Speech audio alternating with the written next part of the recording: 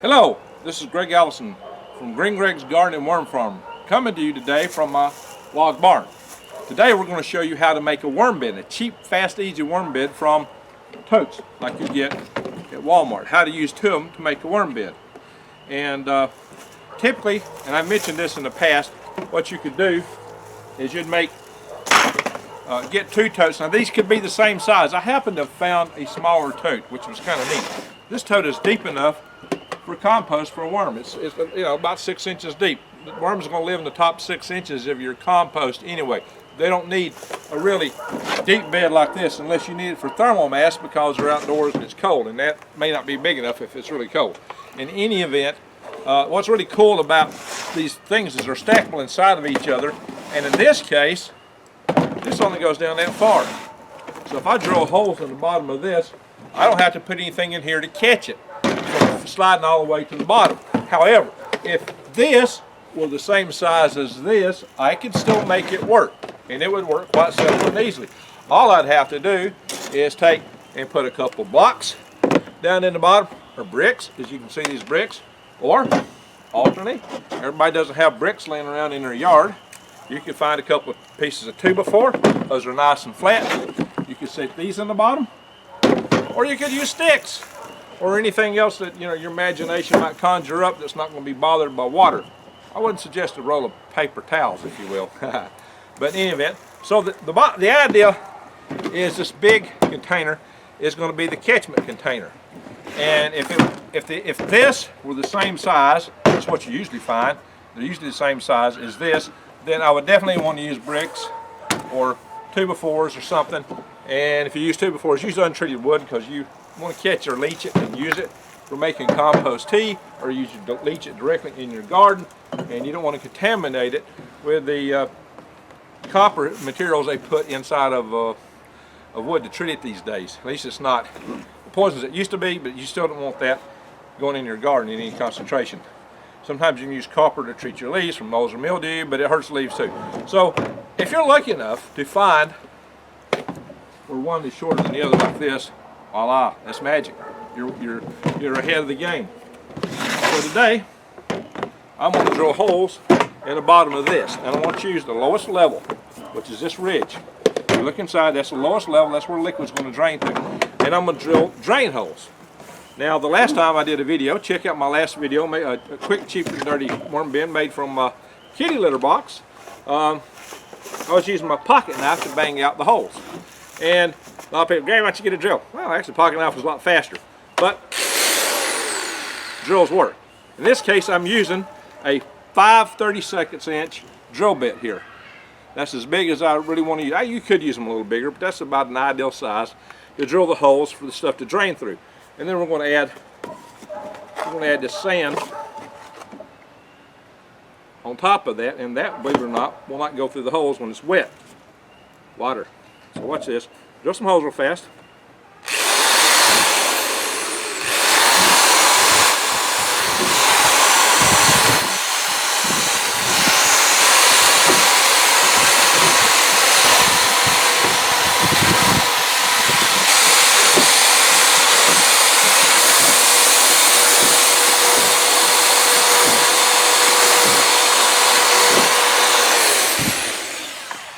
Now what I got here is really more than enough.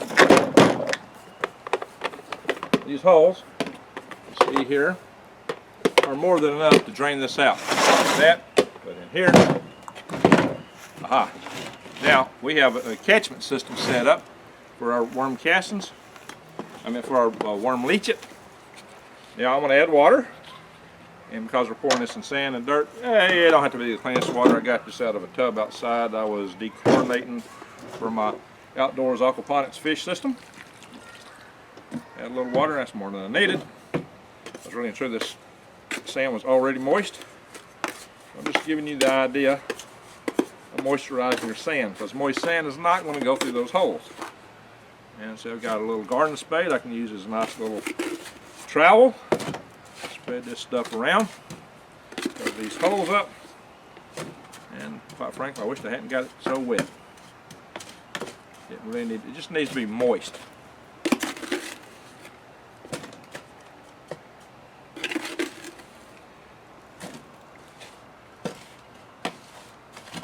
And the downside of using the tripod, which everybody wants me to do, is you don't get to see what I'm seeing here. I'll show you shortly.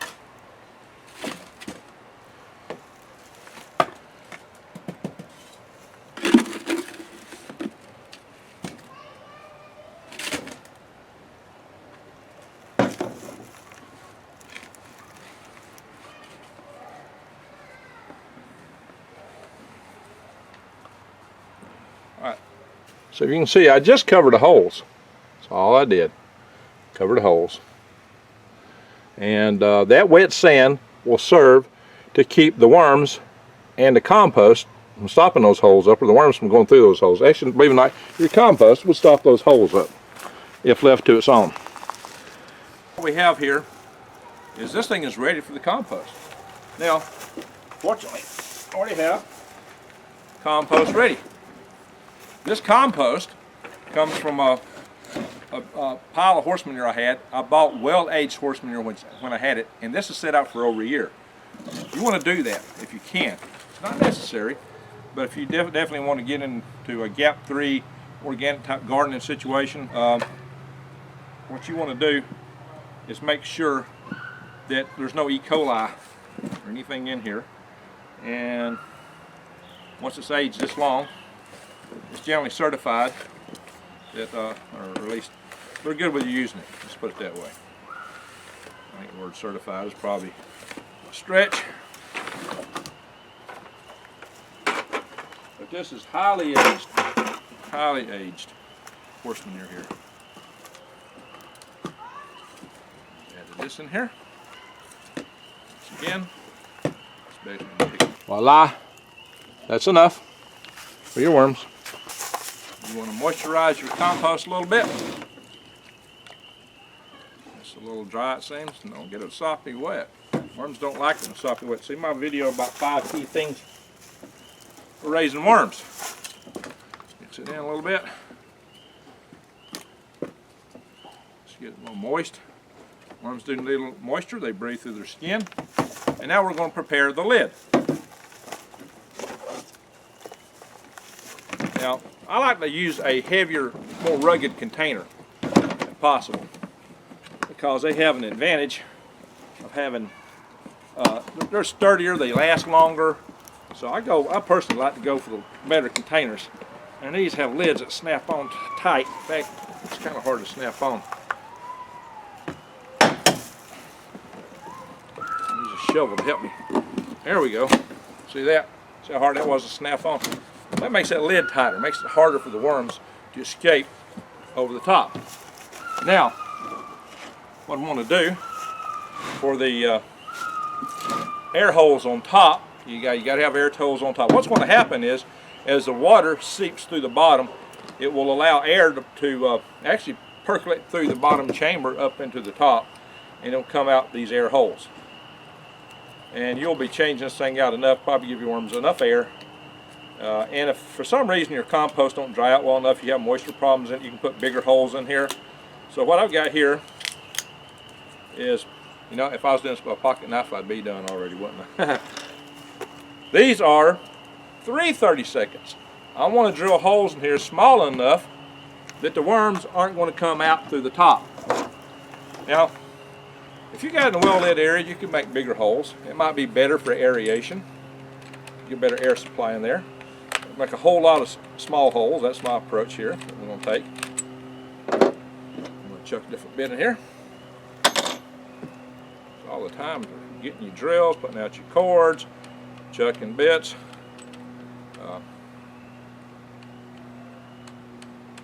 And I got some other smaller one that's rusted.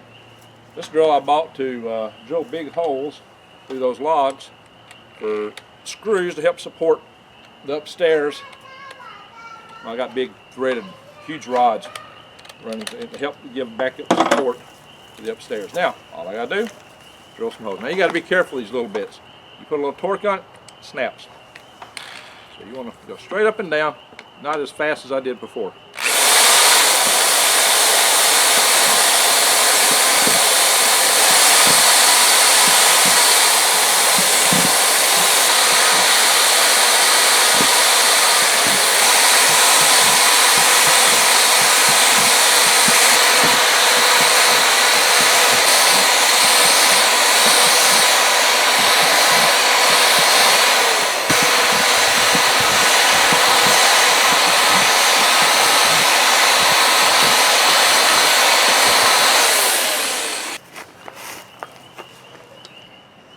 I'm going to get this to you before it gets dark out here. I got holes up and down every little thing, a whole bunch of them. Now I could go ahead and put another row down each side. I'd probably prefer that. Here I got fancy. I made a little circle. Just having a little fun. I've been known to drill little smiley faces in them. So lots of air holes when they're small. You could go more.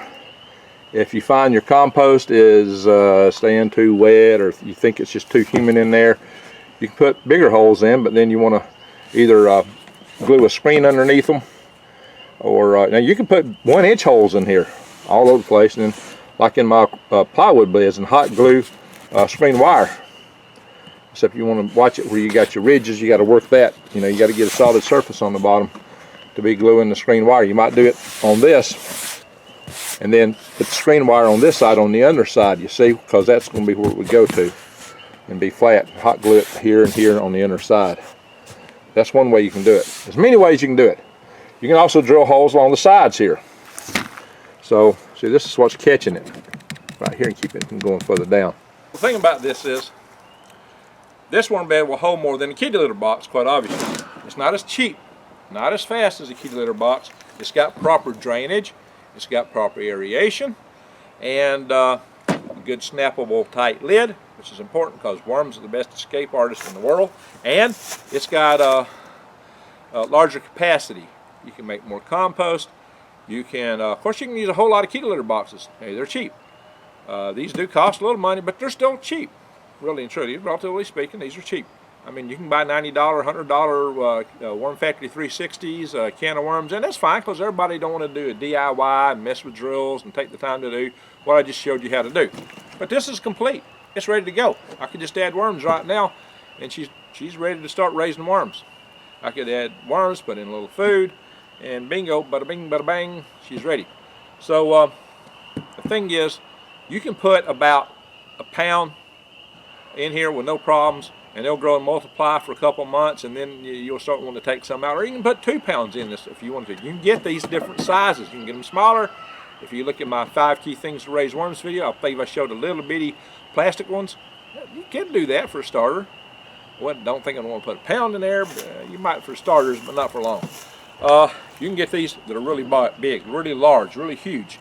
The key thing to make sure is that you got a lid that's going to shut really tight on it, or you got it where you have a light over it. You got it indoors. Now outdoors you might not care as much. Maybe if a few worms crawl. You know, if you see my bins outside, some of my in-ground beds, yeah, they can get away if they really want to. But if you have good compost, it might, you know, a lot of them will want to stay as long as it's not too wet down in there. So that's the key things to making a cheap worm bin. So I ask you to support my program and subscribe to the channel if you haven't already subscribed. Bang the update notification bell because I got a whole lot more videos to come on this stuff. You can order worms from me, links below. Also there's links to my Patriot Supply if you're a prepper, and if you want to plant seeds, if you're using this for gardening.